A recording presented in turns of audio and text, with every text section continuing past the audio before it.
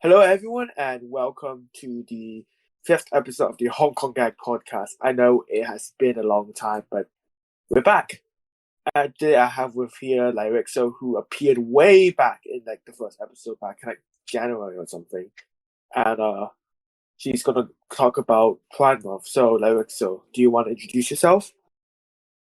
Yes, hi, I'm Lyrixel, and yes, again, I have appeared in the first episode, and that was a really, really long time ago. So I'm really glad to be back here, back on here to talk about Pride Month. It's pretty fitting since it's the 1st of June, like on the recording date. So yeah. And what are you doing to personally? What are you doing to celebrate Pride Month this year? Um, well, regretfully, exam month for me. Like for June has always been exam month for me, but I since um the pandemic situation still going on and there really isn't a lot of in-person activities I can join, I plan on extending further into the community online because that's much easier to do.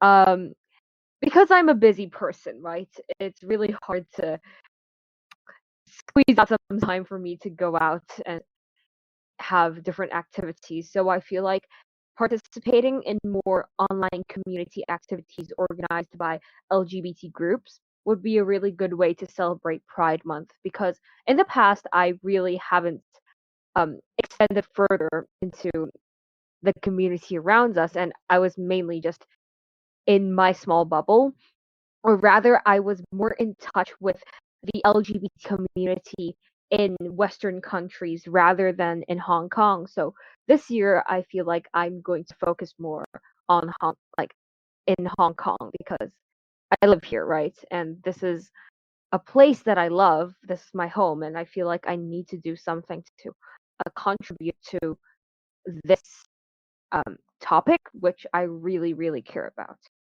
Yeah, I think that's very nice insight because I feel like a lot of people don't really focus too much on LGBT in Hong Kong, and even in Hong Kong, many are trying to focus on the Western perspective.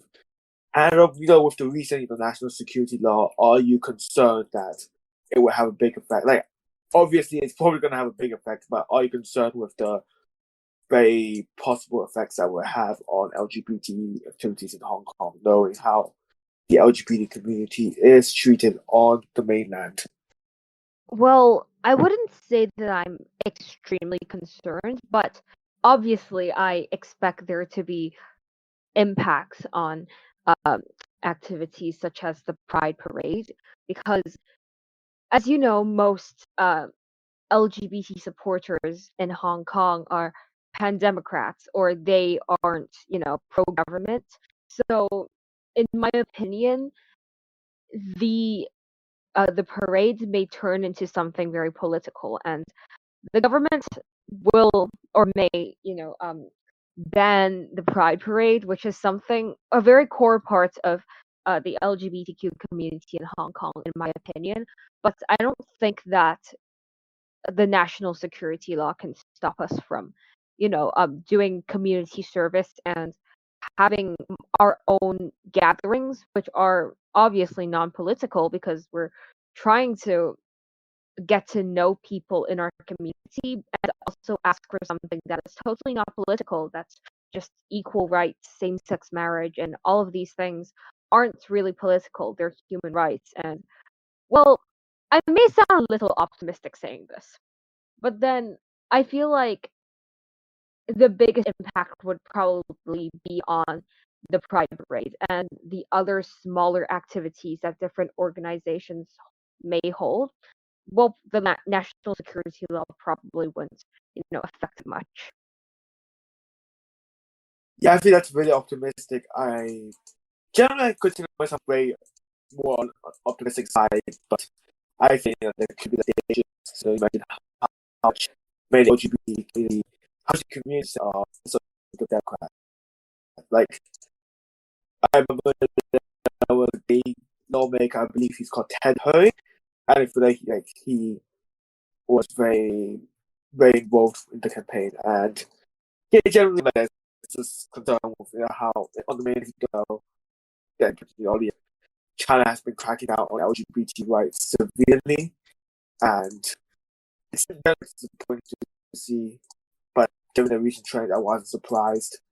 So yeah, I just feel like community service like that, like generally not just to the LGBT community, I should say, but to just anyone in the Planet Democrats should just try to do community service, just create a good impression for now, and just try to do good stuff in general. And Lyrixel, have you ever been to a pride parade before? Yes, I've been to the 2018 Pride Parade, which was the last official march. Well, in 2019 was turned into a gathering in Central because of the political climate, and a parade was pretty much impossible back then.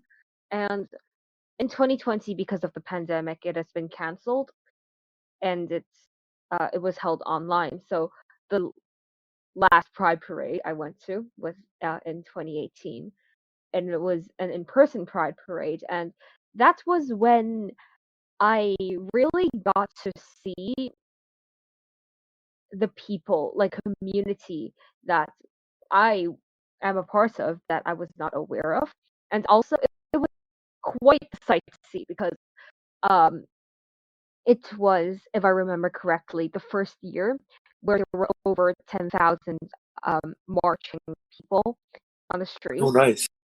Yeah, so it was really, really a huge sight to me, and also it was a little bit awkward at first, but I had friends, so it was not as awkward, I would say. And I really liked the feeling of being in a pride parade because everything is just supportive, I feel like, and you're marching for the same ideal, and that's equal rights. And I feel like people gathering together and marching for this one ideal, or just being proud of who we are, celebrating our identity, that thing, like, this is really a special thing to me. So I really liked my pride parade experience in 2018. Yeah, I actually haven't been to a pride parade. But yeah, I think it's generally interesting, like how people are marching on. It's like a very giant peaceful protest. Not really a protest, but just like a movement that bears many similarities to a typical protest. And I feel like it's great to see, like Hong Kong's LGBT community. It's a kind of like sign to say, hey, we are exist and we should not be erased. And generally, most countries in Asia are generally more conservative. Even Taiwan, which I believe is the first and I think only Asian country to legalize gay marriage. Like even then in Taiwan, Taiwan's still quite conservative, especially when you try to compare it to the West. But I feel like it's very interesting that in Hong Kong, this community is still very much fostering and existing, at least for the time being. And yeah, you really can't erase it. Lyrixel, have you heard of I remember reading this article like a long time ago, but it basically was going around how Chengdu was like a gay capital in mainland China, and how it was being erased by the CCP and like being silenced. Have you heard of that? No, I actually have not heard of that because, again, I am more in touch with, again, the Western LGBT community, so I haven't really been paying a lot of attention on China. But I do know that recently, the Chinese government, the the CCP, has been cracking down on LGBT activists, and yeah, that's essentially the only thing I know currently. Yeah, I think how they're cracking down on Shanghai Pride, which really surprises me. Like not kind of not really, because Shanghai is quite a national city, even during the CCP era. But yeah, it just surprises me that they had this LGBT community, but and it's pretty sad to see them go. Another thing to know is just about your own LGBT experience. When did you kind of find out that you were LGBT, or do you just like come to terms with it, should I say? Sorry. Uh, Honestly, it's I wouldn't say it's like a huge realization or something, but um it was when I was 11, I think. Like, yeah.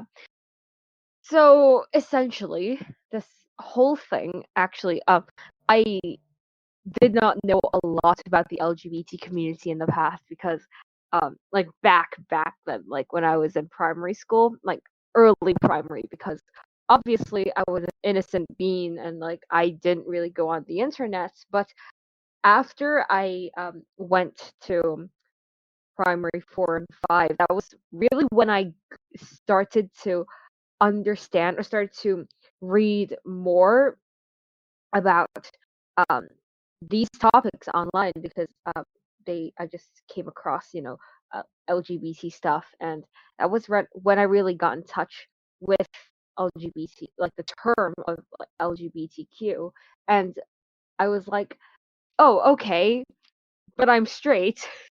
That was when I was like 10, I think, and when I was 11, I realized, oh crap, I'm not straight. After realizing that, I literally had like crushes on girls for like the past few years, and I did not realize. So that was when I realized that I was not straight. And after that, I really didn't feel a lot of internalized homophobia, which like, I'm very lucky to not have to go through this process because I am from a religious family, and you know how religion doesn't. Yeah. Yeah. So again, I'm extremely lucky to not have to go through that painful process I know that a lot of people have to go through.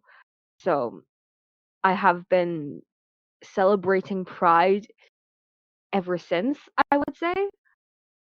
Yeah, I feel like there's like a lot of people I noticed that came out from like religious families that are LGBT.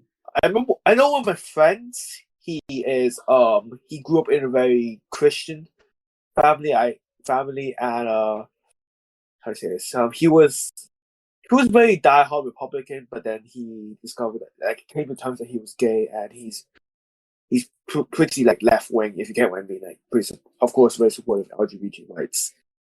And I find it very interesting because internalized homophobia is something that a lot of people deal with, and it just really sucks how religion is used to twist in such a way that fits a certain agenda, and it just really just paints a bad way on religion. And generally, I don't, you know, I feel like this has contributed to a lot of people, not being trustworthy of religions, and that's generally. I mean, you can disapprove of religions, but at the same time, you respect others' religions, if you get what I mean. So yeah, that's what I Mhm. think. Well, I agree because religion, religion, that's a huge topic. Uh, I believe that all religions, apart from, cults, all religions are created for good and to guide people to do good to other people on earth. And I feel like in modern day society, a lot of people are weaponizing religion in a way and manipulating religion in a way to really uh, fit society's ideals.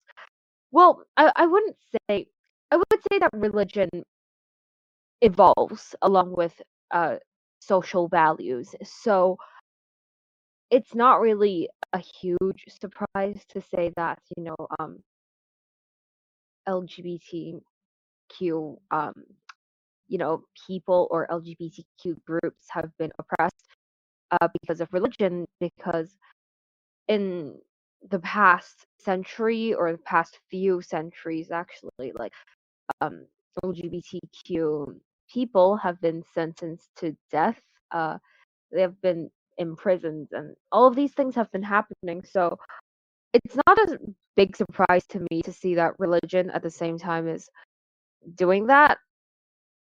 But also, I feel like that because I'm more I'm more familiar with Catholic being the Bible. Basically, I'm more familiar with Christianity and being Catholic because my family is Catholic. So I'm just going to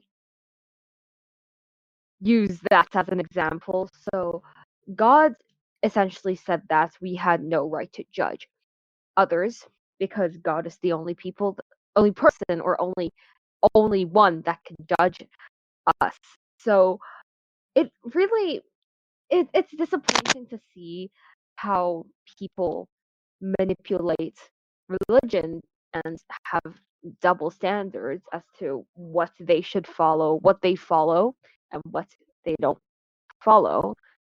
So I believe that again, religion at its very own core is good, but how people use it is a completely other story, and we shouldn't use it to hurt other people and oppress minorities. Then that's my take on this whole religion thing.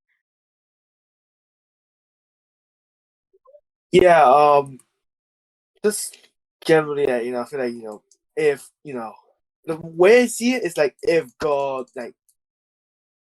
created people who are LGBT to be celebrate differences and celebrate that there's diversity.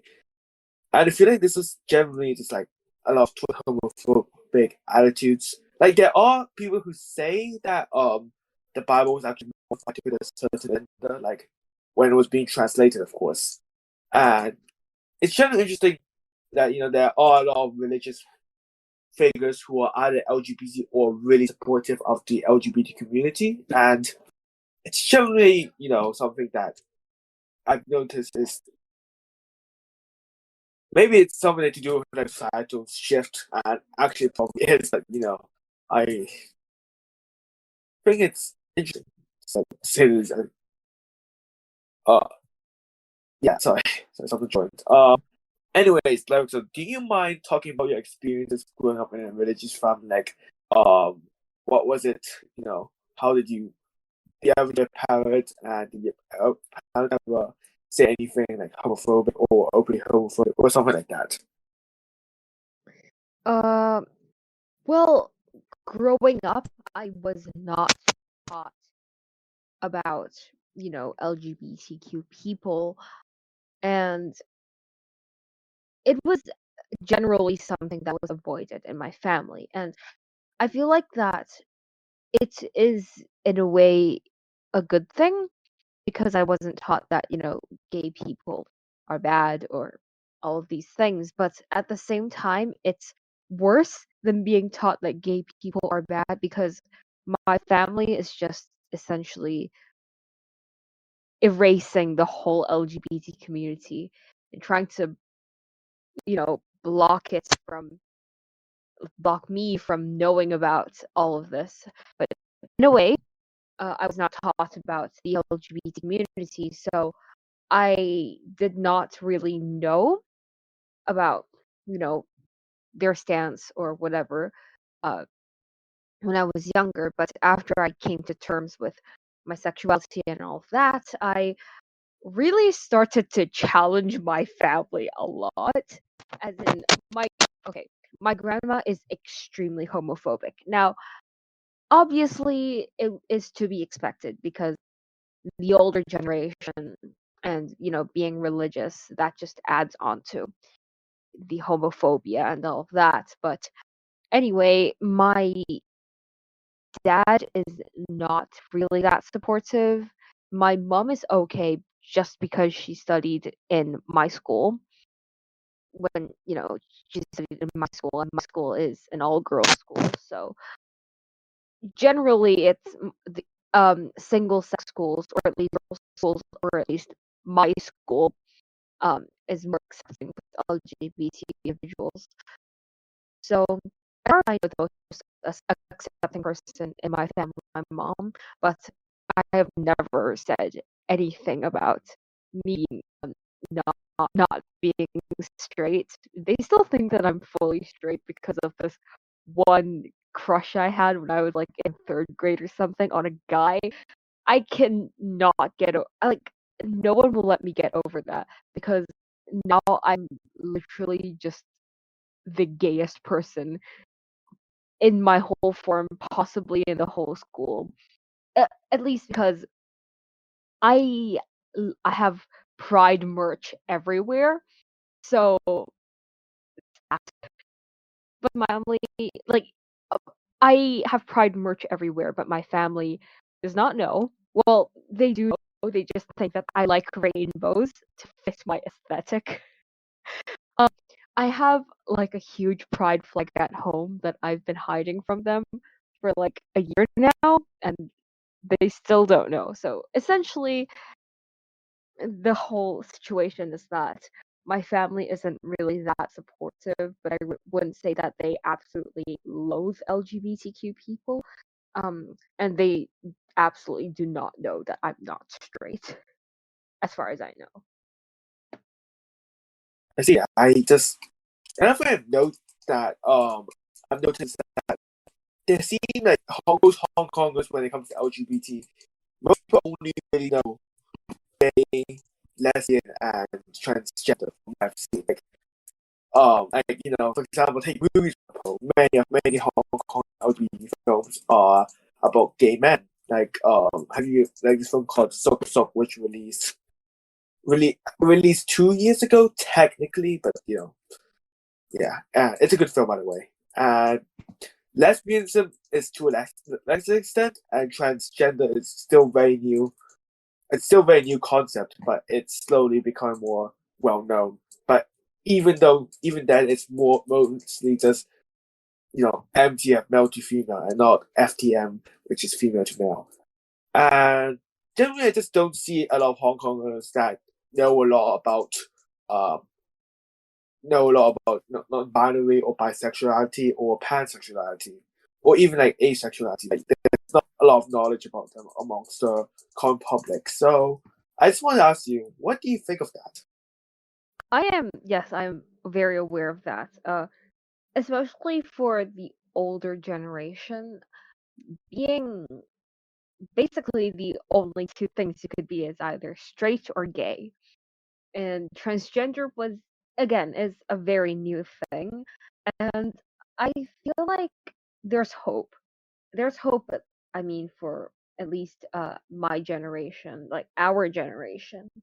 Um, because for local schools, a lot of people are starting to know about, being bisexual, not pansexual, not like a lot more of the terms, but being bi at least is more known, I guess. And I feel like the thing is, if we want to actually make the public or make the younger generations know more about this, the government has to do something in education, or at least establish an actual sex education curriculum, and not just give a very vague guideline, toss it to like the schools. Because I know, like, as far as I know, currently there isn't really a very strict guideline on sex education in Hong Kong. It's mainly biological sex,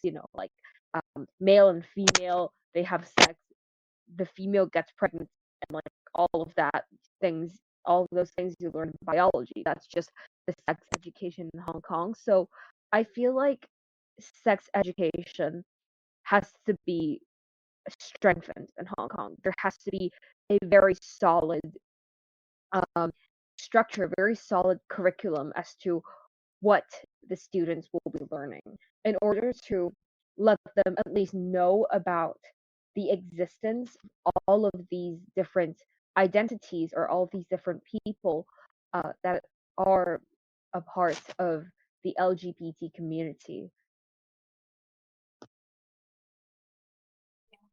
Yeah, I feel like the government isn't going to be gonna start accommodating LGBT community with how they've handled things. Just generally, I don't have hope for the current government. So generally, it's up to us to like educate others and to inform and to kind of change the general attitude of LGBT people in Hong Kong. And generally, yeah, it's definitely a tough situation. We have a very tough political climate of a government that is very conservative, and generally we are basically fighting an uphill battle. But I have hope in us, educating people, and I've been thinking of using, Hongkongggag as like a platform to help educate others. I don't know if this post has come out by the time this podcast comes out on the YouTube channel, but made up, I'm making with others a post about not really just essentially educating others who might not know or are just confused. I feel like these kind of like posts, like simple posts that help educate others, are generally something that I think can be beneficial. Like I know I don't really like those Instagram style infographics, but if we kind of like take the good out of them and use them for a general local audience, as just general Hong Kong, I think that would be pretty cool. I agree, because another great way to um, reach out to, again, people from our generation is using social media and a social platform. So I agree with that. Like making very informative posts or sharing informative posts will work, but also at the same time, another big problem is that they have the choice to they can choose not to read those posts, because I know that a lot of people aren't interested, at least people in my school aren't interested in LGBT issues, and that I feel like is a main problem in among us, no pun intended. Anyway, Oh my god! that was a bad Oh word choice. no! No! Okay, Okay, okay. continue. It's like sorry. Anyway, among our generation, because uh to us, a lot of us are more aware of politics and the political climate, the CCP and the current government. A lot of us are more passionate about this rather than topics such as LGBTQ rights. So it that's a challenge, but I feel like they're becoming more accepting, and that's that to me is the first step towards actual education and helping others to understand and see that the LGBT community exists, and there are the LGBT community is extremely diverse. So yeah, I feel like there's hope, maybe not in the older generations, but there's hope for us, the younger generation. Yeah, I feel like that's generally something that we need to focus on. I feel like it's I wouldn't say too far, but I feel like the main focus it should be on the younger generations, as they're more exposed to, like, new ideas, and generally the LGBT culture in Hong Kong has, like other places, has grown exponentially. Like it's very different from when when I first learned about the LGBT community. This was around the time where the U.S., like Obama, legalized gay marriage at a federal level in the United States, obviously. And yeah, just generally back then, I had a much more simple, nuanced view of LGBT. It was very knowledgeable, but yeah, it's striking how so much has changed and how much more diverse the LGBT community, not just in Hong Kong, but just in general, has increased in prominence and diversity. So I just want to ask you, what, like, from a local school standpoint, what is the LGBT culture? Well, this is again just exclusively my school. I'm not sure about other schools, but for my school, I study in a Catholic single sex school. And my school, as far as I know, because I have friends studying in other girls' schools in Hong Kong, my school, as far as I know, is pretty open and pretty gay. Now, the administration is very not gay. The students are very gay. Because as far as I know, the proportions, the ratio of straight people to gay people or to LGBTQ people is a pretty even ratio actually. So it's not like 1 to 1, but it's not like 1 in 10 either. I would say it's more of like 3 in 10. So like yeah, 30% of my school approximately is not straight, and it's a pretty big chunk of people because there's about 1,200 people in my school. So that's I can't do math. I'm not gonna do math. Anyway, so that's that. And um, in my school, everything is pretty open. Like you wouldn't flaunt that you're dating, but you wouldn't, really hide it either, unless if you're closeted or whatever. But as far as I know, most people are very accepting. From my experience with couples in my school, as well as me dating, yeah, it's pretty open, and people don't really care about you dating. Teachers, well, the religious teachers absolutely hate it, but they don't know about it. So the teachers can't really do anything about this. And like for the younger teachers, they're pretty cool. Like they don't care. Uh, yeah. So essentially, for my school, we have pretty open and accepting environment. So pretty lucky, I would say. Yeah.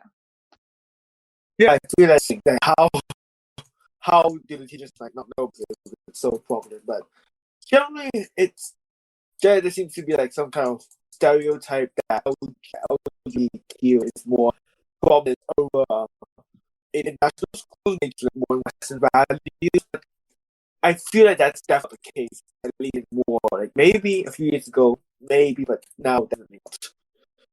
So yeah, it's very interesting how people have become major jobs if applicable. And yeah, it's generally very nice because I feel like it's just because the religion is quite prominent across many schools, as mentioned, being like Catholic or like Christian in general.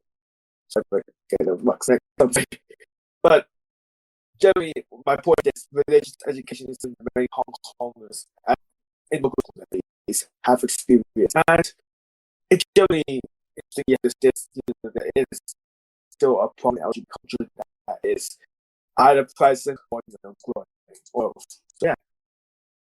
We're just gonna wrap it up so soon, but I just wanted to ask you, what do you think is the proper future for LGBT rights in Hong Kong? I mentioned how the NSL might affect you, but just general, what do you think is the future? Oh, that's a really hard question because I really can't see the future of Hong Kong. Now, honestly, because I just can't really predict the outcome of whatever would happen to Hong Kong, right? Whether the city would take over, or whether, all of this would continue, we have no clue. I have no clue. But I hope that in the government with newer generation that may go into the government if they want to, or working for the government, they probably have more open and accepting views, and more people would be accepting of the LGBT community. So I'm hoping that I'm hoping that this would, uh, create a better social atmosphere uh, for at least LGBT protection or LGBT rights to be established in Hong Kong. Because currently, one of the biggest challenges is that the social atmosphere isn't really that, in favor of starting or implementing these protection policies. So I'm hoping that in the future there would be at least a more open climate um, for there to be better LGBTQ rights and, if possible, same-sex marriage. But again, we have no idea what's going to happen in the future, so we're again hoping for the best. But yeah, I don't really have a lot of hope for same-sex marriage in Hong Kong. But again, for I feel like LGBTQ protection and rights will come in due course. But yeah, Yeah, I don't think it's gonna happen under the current administration. Unfortunately, I think maybe one day, hopefully, when we get genuine democracy, I feel like then maybe we will get we'll get you know proper representation for the LGBT community. So I wouldn't get your hopes up until this government is gone and the CCP is a thing of the past. Hopefully, but generally, yeah, I feel like even if we go touch wood, hoping that we go democratic, properly democratic. I still feel like there's still going to be channels, many are still going to be very conservative. Like even in the pan Democrats, like although many yes are more liberal like, in general, not just LGBTQ rights, but many are unfortunately not very accepting of the LGBT community, which is definitely disappointing to see because many, if not all LGBT groups in Hong Kong are pretty much aligned or sympathetic to the Democrats. So yeah, I think it's very interesting to see what the future will hold. Here's hoping that one day we'll get a government listen to the LGBT community, give them what they want. So I just want to thank you once again for coming on to this podcast and to our viewers or listeners. Sorry, I should say. I'm sorry it's been such a long time. I've been busy. Real life responsibilities. But hey, I'm back. The podcast is hopefully back, and it hopefully won't die. Okay, thanks for watching.